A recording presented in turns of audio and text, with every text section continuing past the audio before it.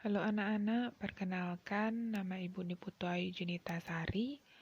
Kali ini kita akan belajar tentang sistem gerak hewan dan tumbuhan. Ini masih materi IPA untuk kelas 8. Baik, kita langsung saja. Nah, untuk pertama kita akan khusus membahas tentang sistem gerak pada hewan. Jadi sistem gerak pada hewan kita akan bagi berdasarkan tempatnya. Ada di darat, kemudian ada di udara, dan gerak hewan yang di air. Oke, yang pertama, gerak hewan di air.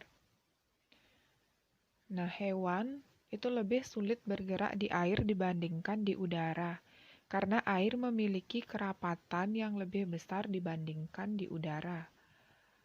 Nah, air memiliki gaya angkat yang lebih besar dari udara.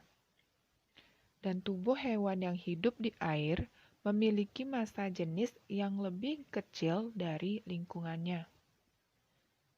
Hal ini menyebabkan hewan yang hidup di air dapat melayang-layang di dalam air. Jadi dia dapat melayang di air dengan mengeluarkan sedikit energi. Nah, struktur tubuh hewan di air. Bentuk tubuh hewan di air itu berbentuk torpedo atau kita sebut dia sebagai streamline. Ini fungsinya agar hewan di air dapat meliuk ke sisi-sisi dan mengurangi hambatan. Kemudian tubuh ikan yang di air dilengkapi dengan otot dan tulang belakang yang fleksibel. Ini untuk mendorong sirip ikan agar ikan dapat terdorong ke depan. Kemudian, terdapat sirip tambahan di ikan. Nah, ini fungsinya untuk menjaga keseimbangan ketika dia berenang atau melayang di air. Nah, oke. Sebagian besar ikan menggunakan gerakan lateral pada tubuh dan sirip ekornya untuk menghasilkan gerakan ke depan. Jadi, gerakan lateral ini yang diutamakan adalah gerakan pada tubuh dan sirip ekornya, sehingga ikan itu dapat dia bergerak ke depan atau terdorong ke depan. Nah, ini adalah gambar ikan. Nah, seperti strukturnya tadi, bentuk ikan ini adalah berbentuk torpedo atau kita sebut dia sebagai bentuk streamline. Nah, kemudian ini yang berperan penting. Di dalam sini kan ada tulang belakang yang kuat beserta ototnya. Tulang belakang yang kuat ini dan ototnya nanti yang akan membantu sirip ekor ini agar dapat mendorong ikan ke arah depan. Nah, kemudian ada juga sirip tambahan ini. Itu fungsinya untuk menjaga keseimbangan ikan di dalam air. Baik, itu untuk gerak hewan yang di air. Kita lanjutkan sekarang ke gerak hewan yang di udara. Nah, tubuh hewan di udara harus memiliki gaya angkat yang besar untuk mengimbangi gaya gravitasi bumi. Jadi bumi kan memiliki gaya gravitasi yang menarik ke bawah. Untuk dia dapat terbang di atas, hewan di atas itu atau di udara harus memiliki gaya angkat yang besar sehingga dia dapat mengimbangi gaya gravitasi bumi. Nah, jadi upaya yang dapat dilakukan untuk memperbesar gaya angkatnya ini adalah dengan menggunakan sayap. Jadi hewan di udara itu pasti memiliki sayap. Nah, oke, kita cek strukturnya. Nah, sayap burung itu tersusun atas kerangka yang kuat dan ringan. Jadi kerangkanya ini kuat dan juga ringan, serta memiliki otot yang kuat. Kemudian berbentuk melengkung sehingga udara yang mengalir di atas sayap lebih cepat daripada di bawahnya. Itu fungsi kenapa sayap burung itu bentuknya melengkung. Nah, struktur sayap yang sedemikian ini atau seperti ini, kita sebut dia sebagai airfoil. Ketika burung mengepakkan sayap, itu terjadi gaya dorong sayap ke bawah, kita sebut dia sebagai F-aksi. Kemudian, terjadi gaya angkat burung ke atas, itu adalah F-reaksi yang dihasilkan. Ini sama seperti konsep hukum 3 Newton yang sudah kita pelajari sebelumnya. Nah, konsep airfoil ini dari si sayap burung tadi itu digunakan dalam pembuatan atau prinsip pembuatan sayap pesawat. Ini persis sekali, jadi udara di atasnya itu lebih cepat daripada udara di bawahnya. Oke, ini yang ketiga itu gerak hewan yang di darat. Tubuh hewan di darat memiliki otot dan tulang yang kuat. Jadi poinnya yang di darat adalah otot dan tulang yang kuat. Nah, ini diperlukan untuk pertama mengatasi inersia atau kecenderungan tubuh untuk diam. Inersia ini adalah kecenderungan tubuh untuk diam.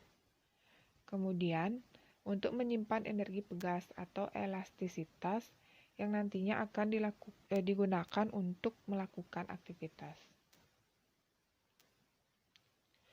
Untuk hewan di darat, semakin besar massa tubuh hewannya, semakin besar inersia yang harus dilawan. Misalnya,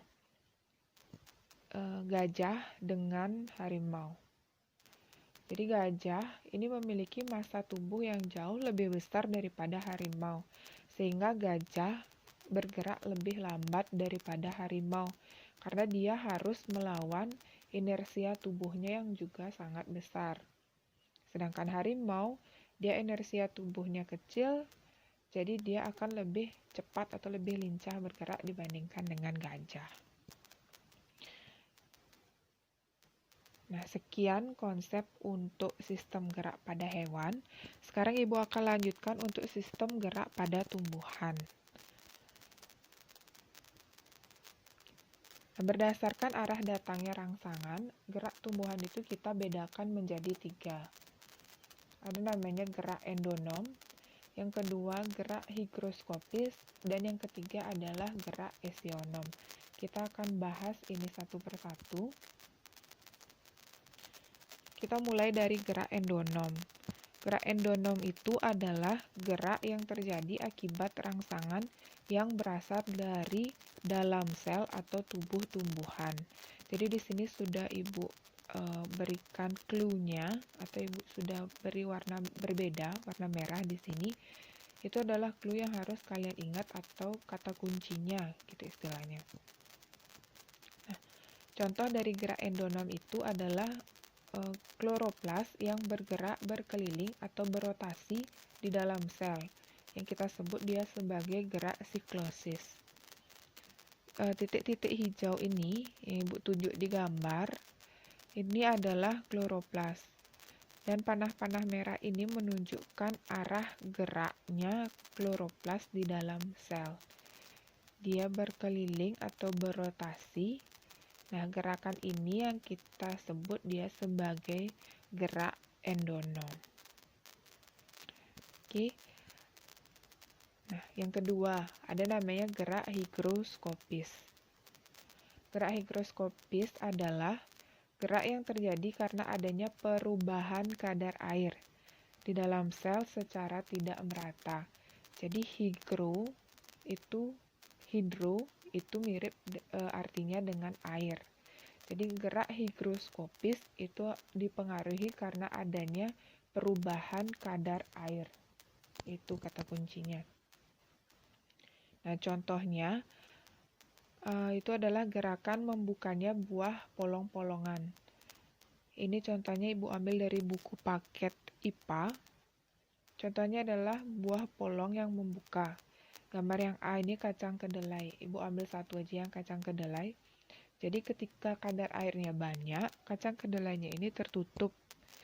Nah, ketika terjadi perubahan kadar air atau kadar airnya berkurang, dia jadi kering dan otomatis kacang kedelai ini kulitnya akan terbuka.